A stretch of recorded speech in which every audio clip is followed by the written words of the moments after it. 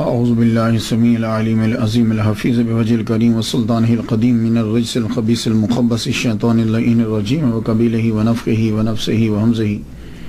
بسم اللہ الرحمن الرحیم۔ تمام نبیوں کے سردار حضرت محمد صلی اللہ علیہ وآلہ وسلم اور تمام مذاہب کے سردار دین اسلام کے پیروکاروں، السلام علیکم طبتم۔ صلاۃ و سلام حضور صلی اللہ علیہ وسلم کی ذات پر اور دنیا کے عظیم ماں باپ حضرت محمد صلی اللہ علیہ وسلم کے ماں باپ حضرت عبداللہ اور آمنہ۔ آج کی گفتگو جو ہے وہ 30ویں مرحلے میں داخل ہو گئی، حضرت رحمت من ربی۔ آج کی جو گفتگو ہے یہ حضرت امام نووی شافعی۔ گفتگو شروع کرنے سے پہلے ہم ان کے نام پہ تھوڑا سا تبصرہ کر لیں۔ ابو زکریا آپ کی کنیت، لیکن آپ کا کوئی بیٹا نہیں تھا، آپ نے شادی ہی نہیں کی تھی۔ ابو زکریا ویسے ہی سم ٹائم ویسے ہی کنیت رکھ لی جاتی ہے، ضروری نہیں کہ بیٹا۔ محی الدین آپ کو ٹائٹل ملا، دین کو زندہ کرنے والا۔ اصل نام آپ کا جو ہے وہ یحییٰ ہے، حضرت زکریا علیہ السلام کے بیٹے کے نام، یعنی شرف نووی بن مری بن حسن بن حسین بن محمد بن جمعہ بن حزم۔ یہ تھوڑا سا تعارف ہو گیا۔ تو معلوم یہ ہوا کہ اصل نام آپ کا جو ہے وہ یحییٰ ہے۔ والد گرامی، آپ کے والد جو ہیں وہ شرف ان کا نام ہے۔ تاریخ جو ہے وہ ان کے بارے میں خاموش ہے، اس لیے کہ کوئی زیادہ علمی گھرانہ نہیں تھا، لیکن اس کا مطلب یہ نہیں ہے کہ پارسائی بھی نہیں تھی۔ تصوف تھا، پارسائی تھی، دین سے لگاؤ تھا۔ امام زاہبی نے اتنا تحریر کیا ہے کہ آپ بہت پارسا اور نیک تھے، اور واقعی جب ہم ہسٹری پڑھتے ہیں تو ہمیں معلوم پڑتا ہے۔ نووی یہ نام بارہا آپ نے سنا، کوئی بھی ایسا عالم دین نہیں ہے کہ جس نے یہ نام نہ سنا ہو۔ یہ نووی کا مطلب کیا ہے؟ یا تو اس کے اندر نسبتی ہے، یا والی، یا آخر میں جو یا ہے۔ اصل میں آپ نوا علاقہ میں پیدا ہوئے تھے، نوا قصبے کا نام ہے۔ یہ جو نوا ہے یہ سیریا کے، عربی والے اس کو سوریا کہتے ہیں، سیریا کے شام، پرانا نام شام، نیا نام سیریا۔ اس کے دارالحکومت دمشق، جسے دمسکس بھی کہتے ہیں، کہ قریب ایک قصبہ ہے نوا۔ یاقوت الحموی رومی نے لکھا ہے کہ نوا ایک چھوٹا سا قصبہ تھا ہوران کا، اور اس نے لکھا ہے کہ حضرت ایوب علیہ السلام کا روزہ یہی ہے، واللہ عالم بالصواب۔ ویسے میں جب عمان گیا تھا تو سلالہ کے اندر میں ایک قبر پہ گیا ہوں، تو انہوں نے بتایا کہ حضرت ایوب علیہ السلام کی یہ قبر ہے۔ پھر نیچے بھی گیا تو کہنے لگے کہ یہ چشمہ ہے، وہاں سے میں نے پانی پیا۔ God knows better. موجودہ دور کے اندر ازرا ایک بڑا ضلع ہے سیریا کا، اور اس کے آگے 6 شہر ہیں: ازرا ناحیہ، جاسم، الحراق، نوا، شیخ مسکین، تحصیل سین کے ساتھ۔ تو یہ 6 بڑے شہروں میں ازرا کے یہ ایک نوا بھی ہے۔ تو آج کل نوا کی آبادی جو ہے یہ 58,000 سے ابو ہے۔ خیر ہے تو آج کل بھی کوئی اتنا زیادہ آباد نہیں ہے، خاص طور پر یہ جو جہاں امام نووی رحمت اللہ علیہ کی قبر ہے، وہ ایسے ہی آپ سمجھ لیں جیسے آپ گاؤں میں گئے ہیں، یا باہر گاؤں سے ذرا تھوڑا سا باہر، اس طریقے کا آج بھی ویسے ہی تقریباً 58,000 سے زائد اس شہر کی آبادی ہے، اور یہ شام کا، سیریا کا 28واں بڑا شہر۔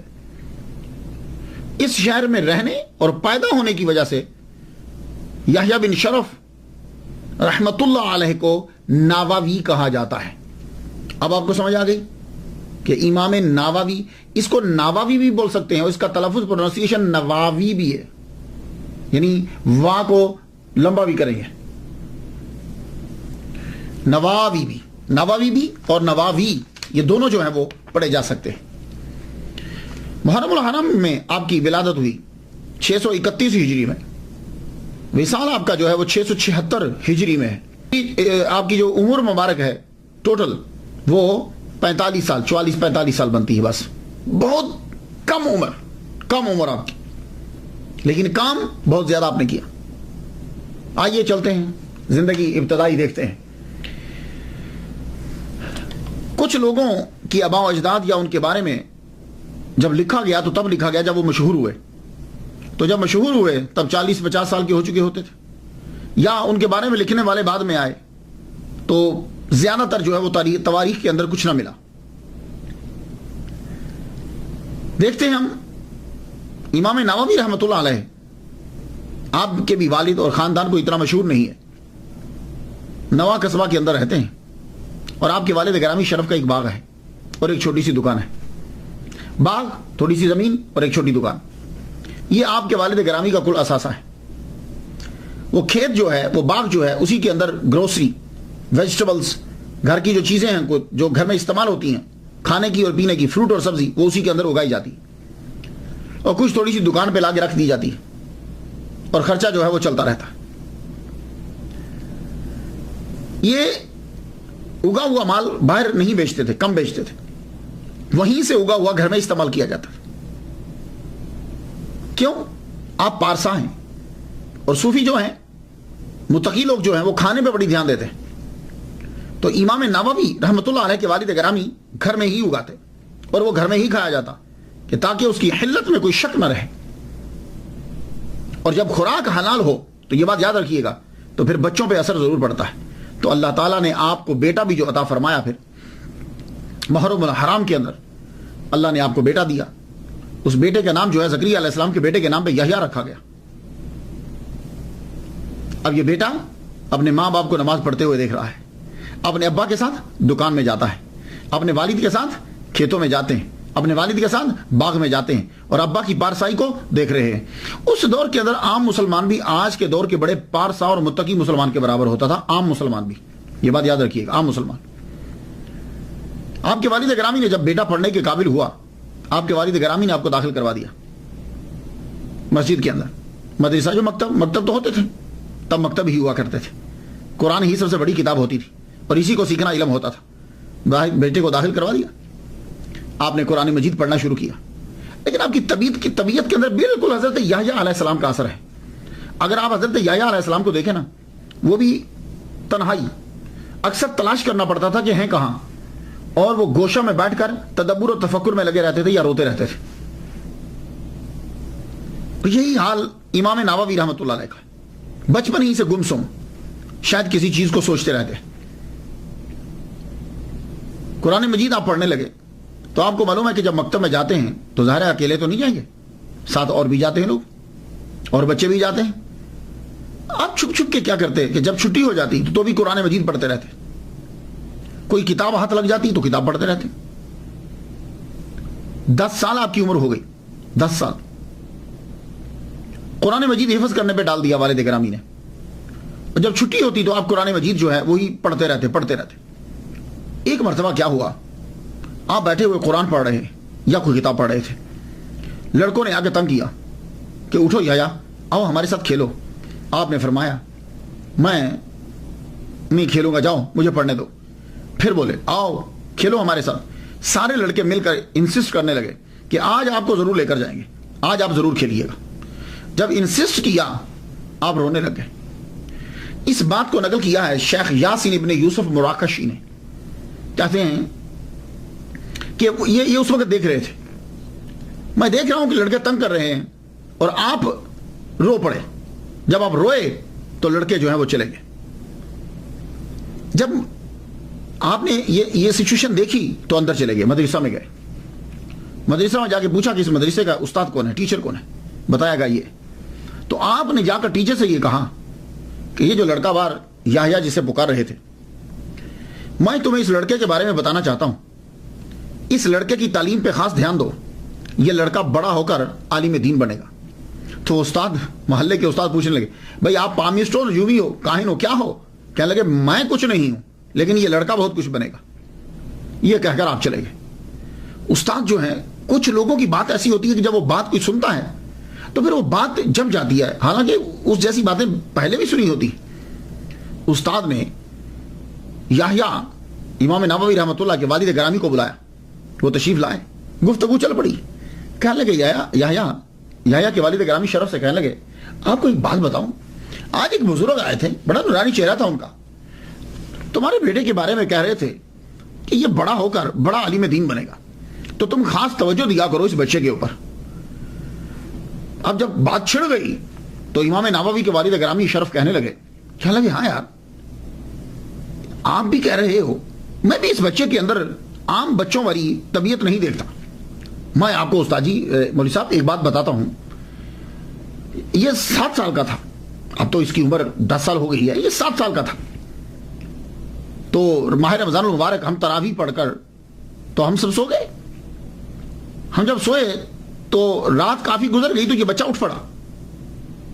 اٹھنے کے بعد کمرے کے چکر لگانے لگ گیا اور مجھے اٹھا رہا، ابا اٹھو، ماں کو بھی اٹھو، آپ لوگ سوئے ہوئے ہو، کیا آپ کو نظر نہیں آ رہا کہ کمرہ پورا نور سے بھر گیا ہے؟ میں بھی اٹھا، اپنی بیوی کو بھی اٹھایا، تو میں نے غور کیا تو گنا تو پتا چلا کہ آج 27ویں ہے. اللہ اکبر جل شانہ. تو میں یہ ابھی 7 سال کا تھا. تو یہ میں ایک بات آپ کو سنا رہا ہوں، اس طرح کی کئی باتیں. بہرحال استاد انہوں نے اور والد گرامی نے یہ اچھا ٹھیک ہے، اس کی جانب توجہ دی جاتی ہے، اب جتنا میں کر سکتا ہوں کروں، کیا کروں کہ دکان بھی سنبھالنا ہے، کھیت بھی سنبھالنا ہے، باغ بھی سنبھالنا ہے، اور کوئی ہے نہیں میری ہیلپ کرنے والا. چلیے آپ اس کو حفظ مکمل کروا دیجئے، پھر دیکھتے ہیں. امام نووی رحمۃ اللہ علیہ نے حفظ کیا. حفظ کرنے کے بعد آپ جو کتاب ملتی پڑھتے رہتے. اب نواں قصبے کے اندر کتنی تعلیم ہوگی، کتنا ہوگا، چھوٹا سا تو قصبہ ہے. اب باپ یہ چاہتا ہے کہ یہ بچہ میرا سہارا بنے، میرے ساتھ دکان پہ بیٹھے، میرے ساتھ کھیت میں کام کرے. لیکن بیٹا ہے کہ اس کا شوق ہے کہ میں پڑھنا چاہتا ہوں، لیکن وہ ابا کے سامنے ضد بھی نہیں کرتے، لیکن بتا دیا کہ میں پڑھنا چاہتا ہوں. باپ بھی دیکھ رہے ہیں کہ بیٹا پڑھتا رہتا ہے، کوئی نہ کوئی کتاب لے کے پڑھتے رہتے. اس طریقے سے 18 سال گزر گئے. کیوں؟ والد گرامی جو ہیں وہ غریب ہیں، وہ یہ چاہتے ہیں کہ یہ یہاں کام کریں. لیکن آخر کار باپ نے اپنے بیٹے کے شوق کے آگے سر کو جھکا دیا. تو 18 سال جب آپ کی عمر ہو گئی تو بہت وقت گزر گیا ہے. نارملی طور پر جتنے آئمہ ہیں، بڑے لوگ ہیں، 18-19 سال کی عمر میں یہ سارا مروجہ علوم پڑھ لیتے تھے. لیکن امام نووی رحمۃ اللہ علیہ کی 18 سال عمر گزر گئی، ابھی تک سوائے حفظ کے اور کچھ نہیں کیا. اور جب آپ کی عمر 18 سال ہوئی، آپ کے والد گرامی نے کہا چل بیٹے میں تجھے لے کر چلتا ہوں، دمشق چلتے ہیں. دمشق چلتے ہیں. کیوں؟ اس لیے کہ دمشق کے اندر ہی وہیں بڑے بڑے جو ہیں وہ مدرسے تھے.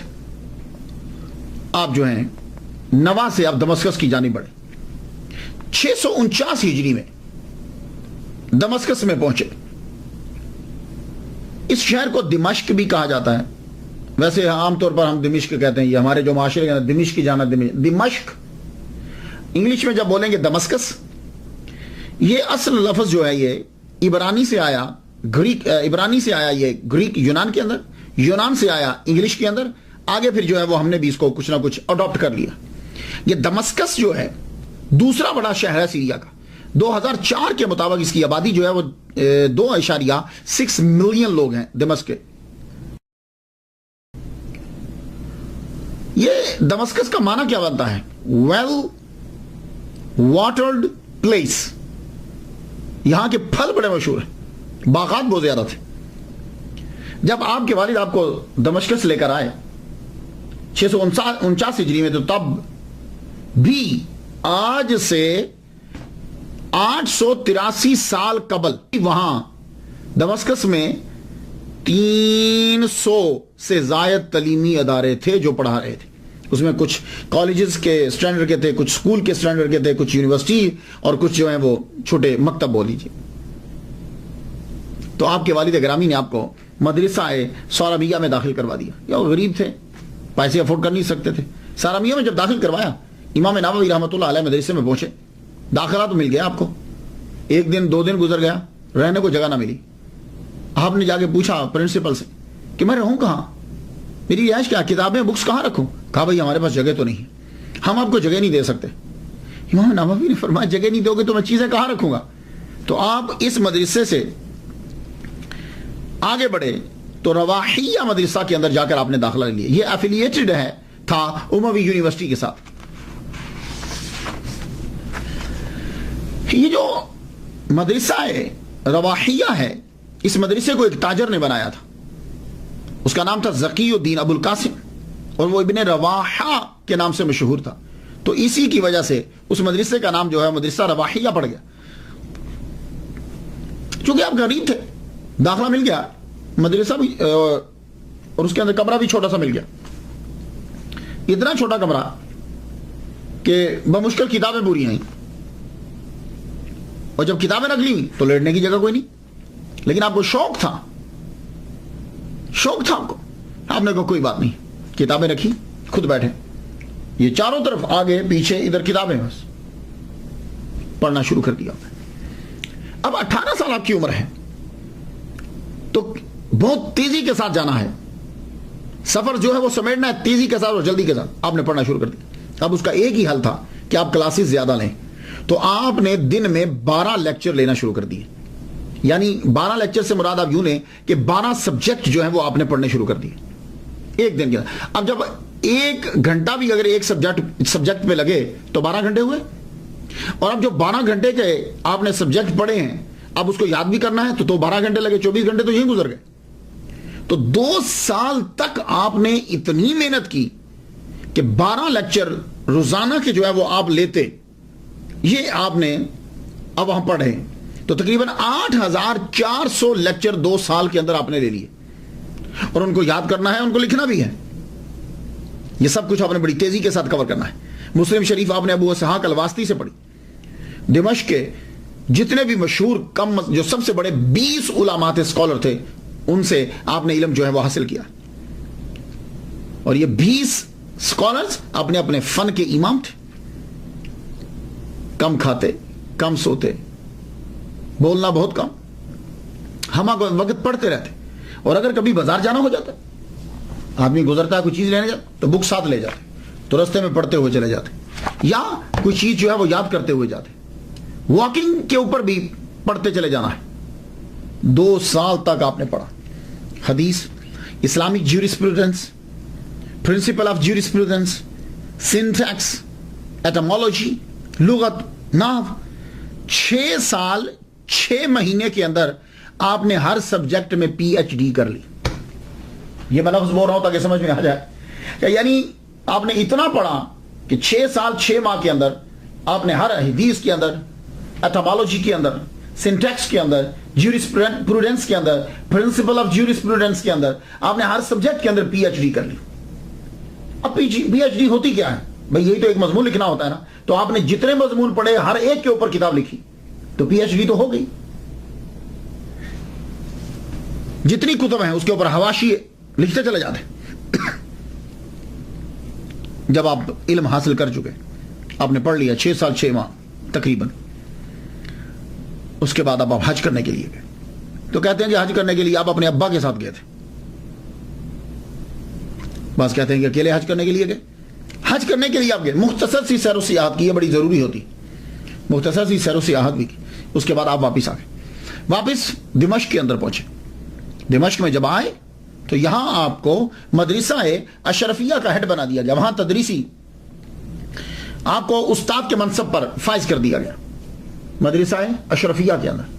یہ مدرسہ اشرفیہ کیا ہے؟ مدرسہ اشرفیہ جو ہے یہ کنگ اشرف موسیٰ بن عادل جو بھتیجا تھا سلطان صلاح الدین ایوبی کا، اس نے یہ بنایا تھا. اس مدرسے کے اندر آپ کو استاد بنا دیا گیا. اب آپ کا دور شروع ہوا تدریس کا، تصانیف کا. آپ نے پہلے 2 سال صرف تنخواہ لی، پہلے 2 سال. وہ بھی کیوں لی؟ اس لیے کہ آپ کو بہت سی کتب خریدنا تھی اور آپ کے پاس اتنے پیسے نہیں تھے. تو آپ نے مدرسہ سے تنخواہ لی اور اسی پیسوں سے فوراً جا کے کتب لے آتے، اور اس دور میں کتب ہوتی بھی بڑی مہنگی تھی. تو آپ نے کتب خریدنے کے لیے صرف پہلے 2 سال پوری زندگی کے اندر تنخواہ لی. اس کے بعد آپ نے تنخواہ جو ہے وہ نہیں لی. آپ پڑھا رہے ہیں، وقت گزرتا ہے، عبادت میں بھی صرف کرتے ہیں، پڑھانے میں بھی صرف کرتے ہیں، لکھنے میں بھی. بہت مختصر زندگی ہے، بڑی تیزی سے کام کرنا ہے، بڑی سادہ زندگی، کم کھاتے.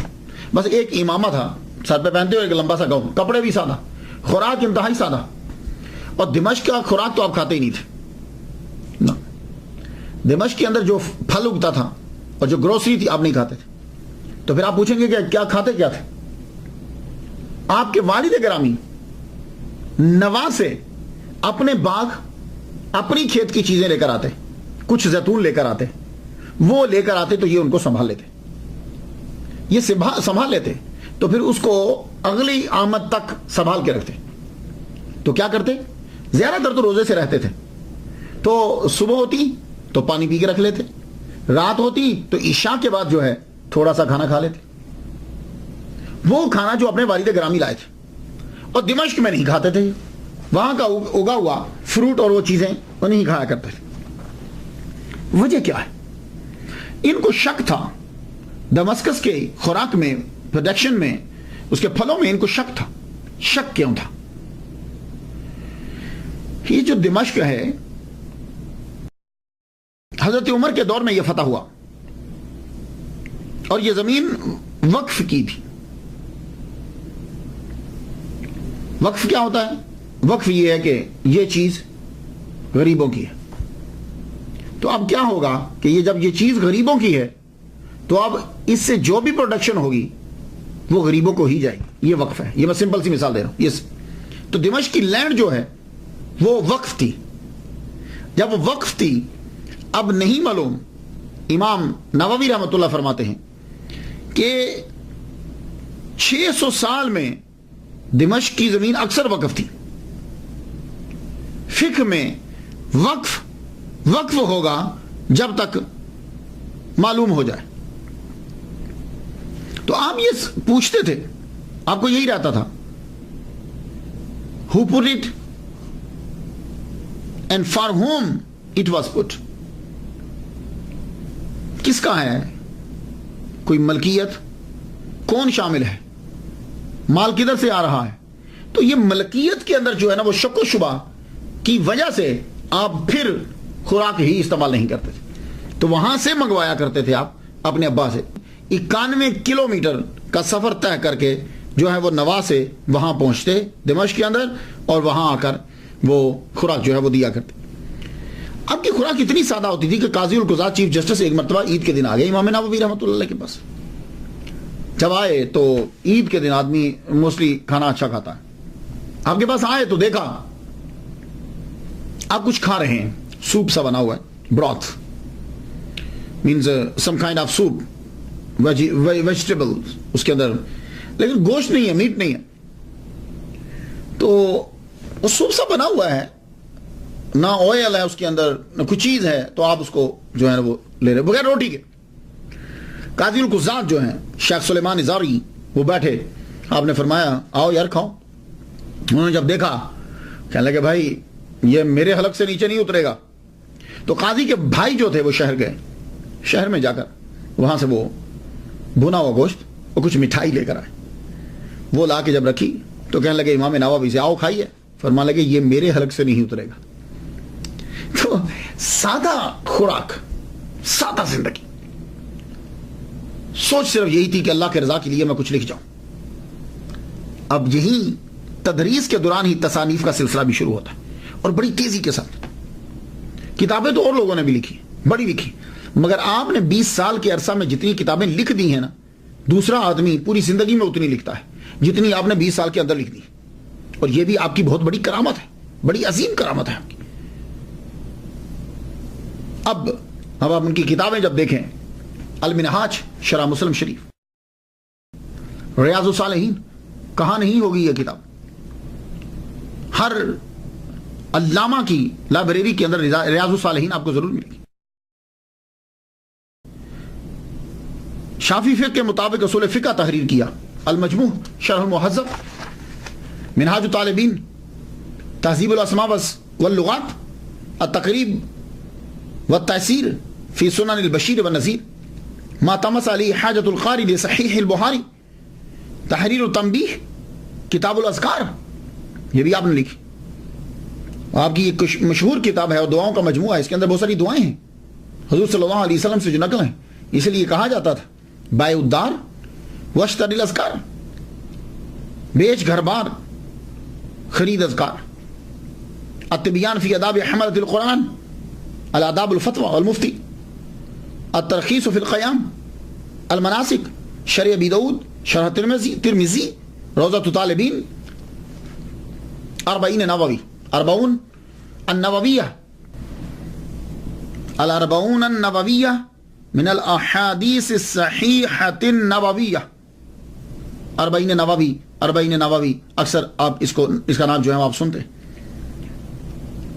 یہ کتاب آپ کی بڑی مشہور ہوئی، اربعون نوویہ، امام نووی کی لکھی ہوئی 40 احادیث مبارکہ. یہ جو 40 احادیثیں ہیں حضور صلی اللہ علیہ وآلہ وسلم کی آئے ایک حدیث ہے جس کو حضرت مولا علی رضی اللہ تعالیٰ عنہ نے بیان کیا، حضرت عبداللہ بن مسعود رضی اللہ تعالیٰ عنہ نے، حضرت ابو درداء نے، حضرت معاذ بن جبل نے، حضرت عبداللہ بن عمر نے، حضرت عبداللہ بن عباس نے، انس بن مالک نے، حضرت ابو ہریرہ نے، حضرت ابو سعید خدری رضی اللہ تعالیٰ عنہم اجمعین. ان سب نے یہ بیان کیا. مفہوم یہ ہے کہ حضور صلی اللہ علیہ وآلہ وسلم نے فرمایا کہ جو 40 احادیث یاد کر لے گا جن کا تعلق میری امت میں سے کوئی یاد کرے اور اس کا تعلق دین سے ہو 40 حدیثوں کا، تو قیامت کے دن وہ اٹھے گا علماء میں اور فقہاء میں.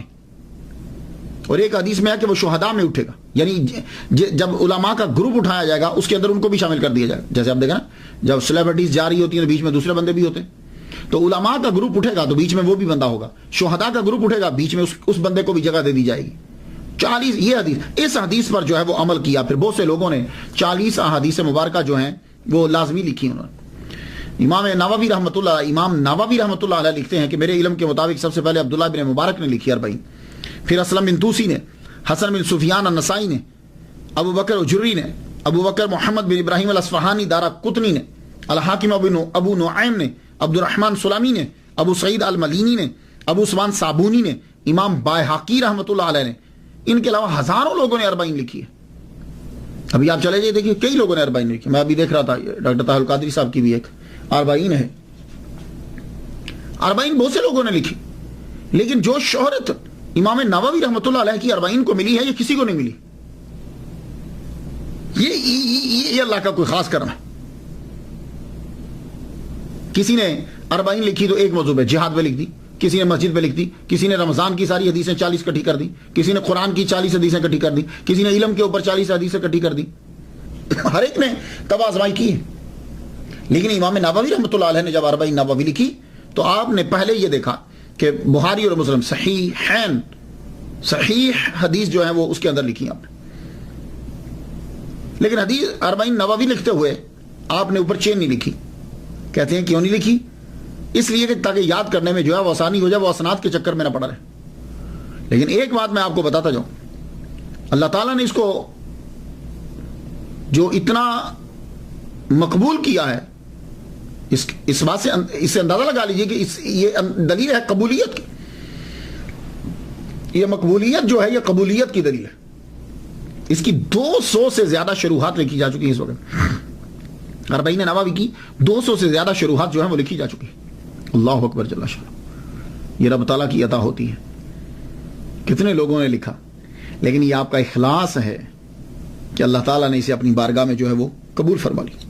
آپ کی 40 جو ہے اس کی پہلی حدیث انما الاعمال بالنیات ہے. تو 40 کے حساب سے آخری حدیث بننی چاہیے کن فی الدنیا کانک غریب. لیکن یہ آخری نہیں ہے. کیوں؟ اس لیے کہ نام 40 نووی ہے، لیکن جب میں اس کے اندر احادیث گنتا ہوں تو احادیث جو ہیں وہ اس کے اندر 40 نہیں ہے، 40 نہیں ہے. 40 کا معنی تو 40 ہوتا ہے. حدیث اس کے اندر جو ہیں وہ 42 ہیں.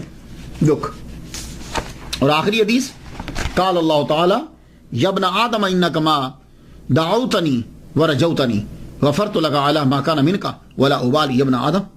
آخری حدیث جو ہے وہ یہ بنتی ہے.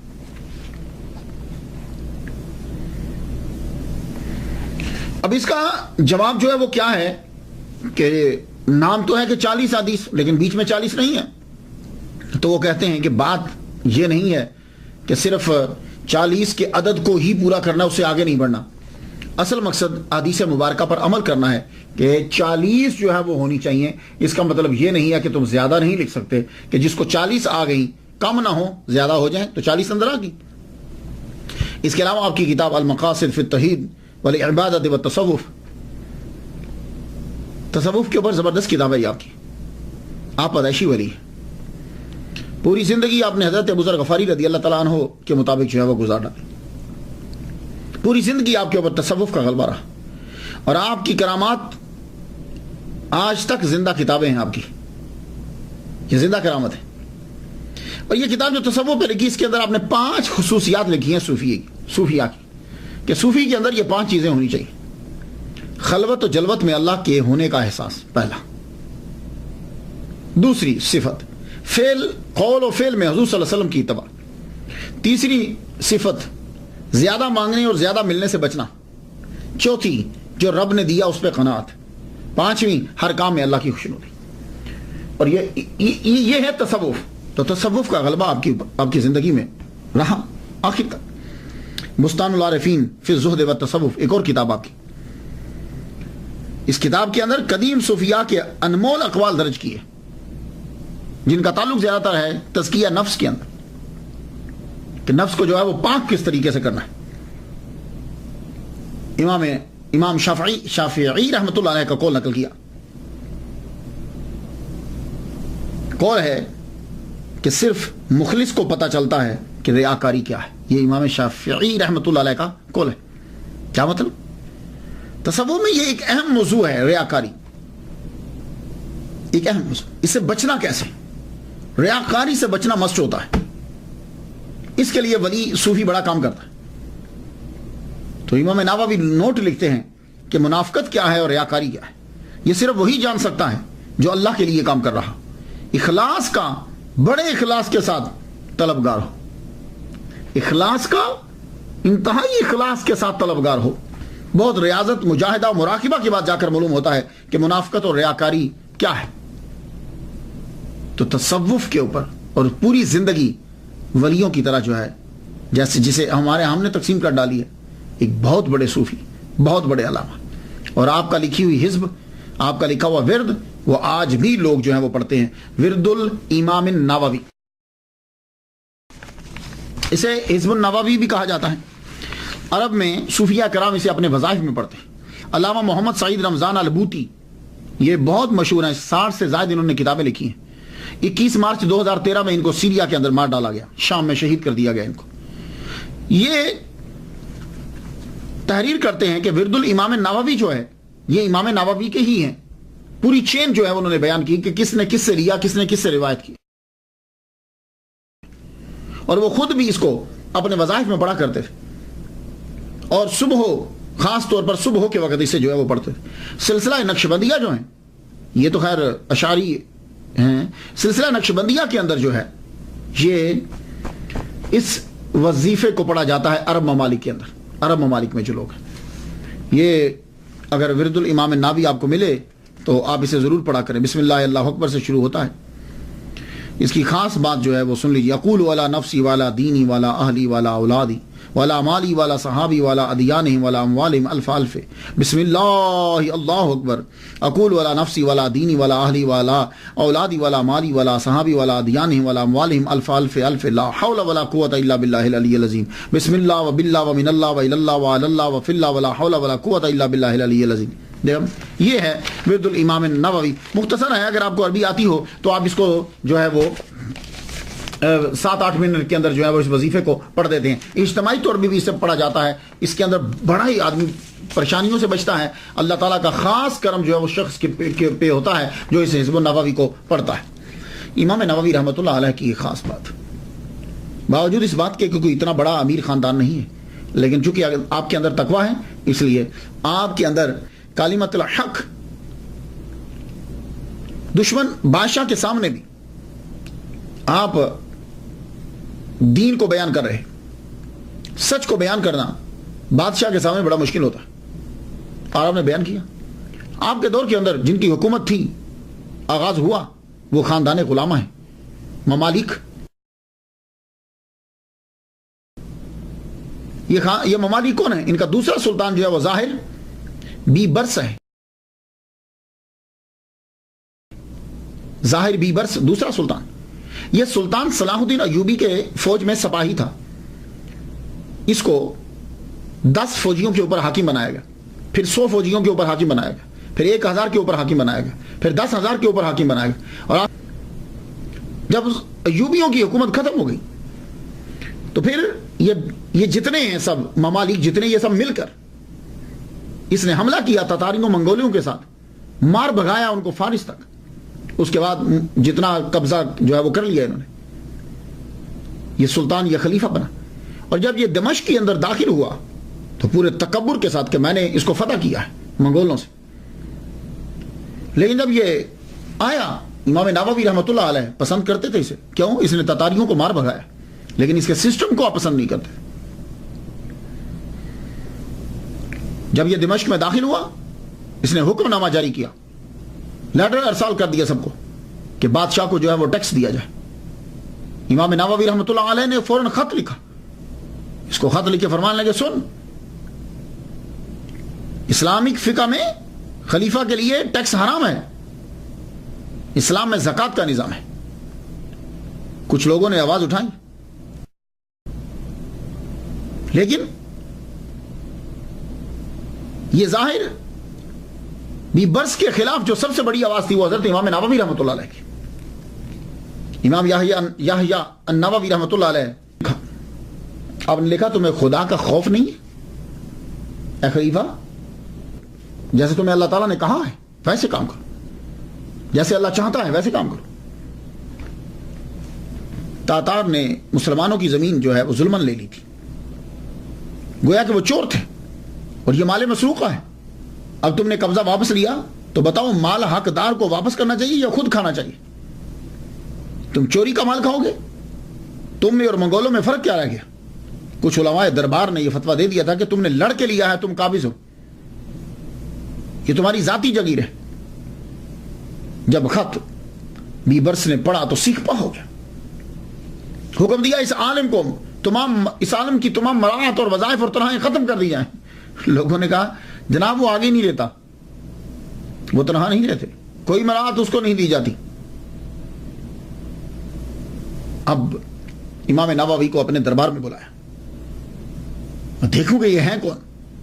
یہ امام نووی رحمۃ اللہ علیہ بڑی شان کے ساتھ تم تراک کے ساتھ آپ داخل ہوئے، دربار میں داخل ہوئے۔ گفتگو جب چل پڑی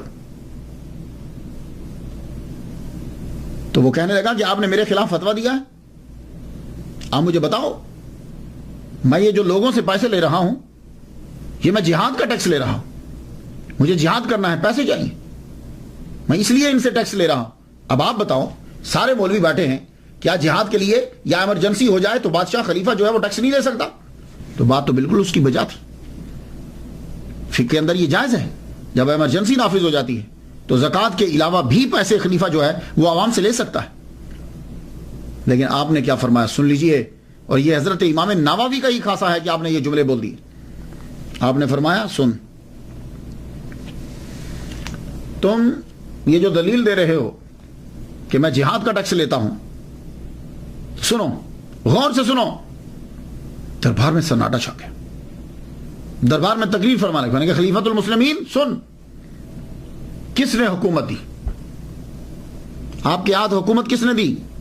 یاد کرو تم ایک دور میں غلام تھے اور اب سلطان ہو، ایک دھیلا کے مالک نہیں تھے تم، ایک پینی کے، ایک اشرفی کے تم مالک نہیں تھے، اب تم دراہیم و دنانیر کے مالک ہو، بہت سی جائیداد کے مالک ہو۔ کتنے تمہارے غلام اور لونڈی ہیں اس وقت؟ تم خود غلام تھے اور اب بہت سارے غلام اور لونڈیوں کے تم مالک ہو۔ کتنی بڑی جائیداد جو ہے وہ تمہاری ہے۔ یہ تمام تم نے لوگوں کے خزانے سے لیے، لوگوں کے پیسے سے خزانہ بنایا، لوگوں سے پیسے لیے، اور یہ سارا جو تیرے بیت المال میں جمع ہے یہ عوام کا خزانہ ہے، عوام کی دولت ہے، تمہارا نہیں ہے۔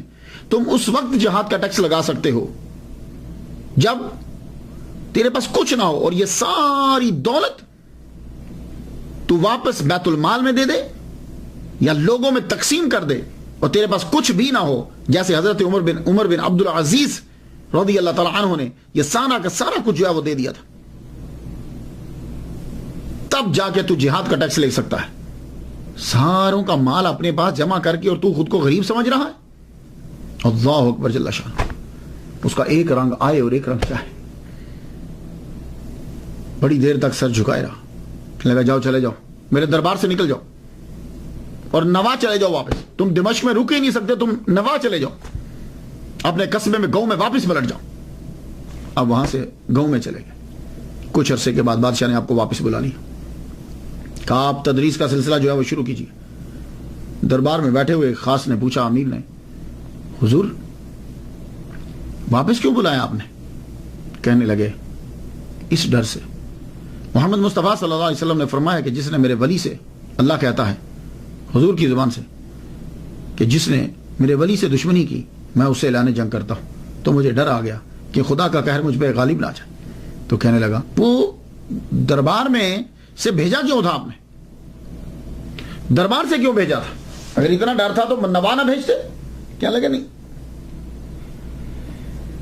میرا دل چاہا تھا کہ میں مار ڈالوں، لیکن جب یہ تقریر کر رہے تھے تو میں ان کو دیکھ رہا تھا کہ 2 شیر ان کے دائیں اور بائیں جانب کھڑے ہیں، میں ڈر گیا، مجھے تب سے یقین ہو گیا کہ یہ بندہ اللہ کا ولی ہے۔ لیکن اب کیا کروں کہ اپنے دربار کے دبدبے کو بھی تو رکھنا ہے، اپنے مقام کو بھی تو رکھنا ہے، اس لیے میں نے یہ گستاخی کی کہ میں نے ان کو نواب واپس بھیج دیا، اور تھوڑے ہی عرصے کے بعد میں نے اپنا حکم واپس لیا اور ان کو واپس تدریس پہ لگا دیا۔ یہ ہیں امام نووی رحمۃ اللہ علیہ۔ علامہ بوطی نے فرمایا ہے کہ اگر امام نووی رحمۃ اللہ علیہ اللہ کے ولی نہیں ہیں تو پھر اللہ نے کوئی بھی دنیا میں اپنا ولی نہیں بنایا۔ امام نووی رحمۃ اللہ کا مرتبہ اس سے جانیے کہ جب امام علی بن عبداللہ الکافی السبکی رحمۃ اللہ علیہ قاہرہ سے دمشق آئے تو وہاں گئے جہاں امام نووی رحمۃ اللہ علیہ پڑھا کرتے تھے، بیٹھتے تھے، پڑھاتے تھے۔ پوچھنے لگے کہ وہ کس جگہ پہ زیادہ بیٹھتے تھے؟ کہا جی یہ جگہ ہے۔ تو امام سبکی رحمۃ اللہ علیہ نے اپنے سر کو اس جگہ جھکایا اور وہاں کی مٹی اپنے گالوں پہ ملنے لگے، کہنے لگے میں یہ چاہتا ہوں کہ یہ گال اپنے اس جگہ رکھ دوں جہاں یہ عظیم محدث جو ہے وہ اپنے پاؤں رکھا کرتا تھا۔ اللہ اکبر جل شان۔ مفتی شافعی اللہ الدین عطار رحمۃ اللہ علیہ بیان کرتے ہیں کہ آپ نے اکیلے زندگی گزار دی، شادی نہیں کی۔ آخری سال اپنی زندگی کے اپنے شہر نوا میں واپس آ گئے، ماں باپ کو ملنے کے لیے آئے اور وہاں شدید بیمار ہو گئے۔ جب بیمار ہوئے آپ کو معلوم ہو گیا کہ میں دنیا سے جانے والا ہوں، تو آپ نے وصیت کی کہ سنو میری قبر بنانا یہیں، لیکن میری قبر کو پکا نہ بنانا اور میری قبر کے اوپر گنبد نہ بنانا۔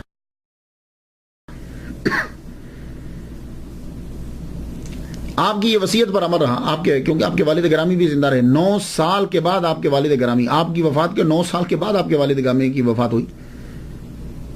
تو اگر آپ اب جائیں نوا شہر میں جائیں سیریا میں، تو ایک تو آپ کو نظر آئے گا بہت دور ہے آپ کا مزار جو ہے نا، ایسے گاؤں سے باہر کی جگہ میں۔ دوسرا اتنا زیادہ کوئی بڑا نہیں ہے، شاندار نہیں بنائے گا، ارد گرد بھی تو اندر جو ہے وہ ایک کتبہ سا لگا ہوا ہے، بینر سا، اس کے اوپر لکھا ہوا ہے آپ کی ولادت محرم میں ہوئی اور آپ کا وصال جو ہے وہ رجب میں ہوا۔ وہاں ویسے 44 سال لکھا ہوا ہے، آپ کی ٹوٹل عمر 44 سال ہے وہاں جو لکھا ہوا ہے۔ تو جب وقت گزرا، جنریشن ایک گزری، تو دوسری جنریشن نے چاہا کہ ہم اس کے اوپر گنبد بنا دیں، چھت بنا دیں، لیکن کیا ہوا، اتنا موٹا، بہت موٹا جو تنا ہوتا ہے نا، یقین جانیے یہ میرے اس میں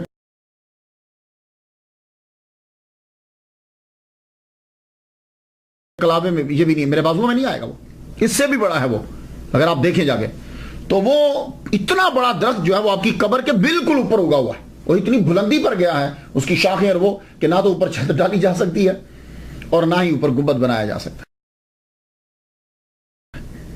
لوگ جو ہیں وہ آج بھی جاتے ہیں اور جا کر جو ہے وہ فیض حاصل کرتے ہیں، دعائیں مانگتے ہیں۔ میں تو ان کے لیے فاتحہ پڑھ چکا، آپ بھی ان کے لیے فاتحہ پڑھ دیجیے، اللہ تعالیٰ ان کے درجے بلند فرمائے اور ہمیں بھی اسی طریقے سے دین میں محنت کرنے کی توفیق عطا فرمائے۔ اجازت دیجیے، وآخر دعوانا الحمدللہ رب العالمین۔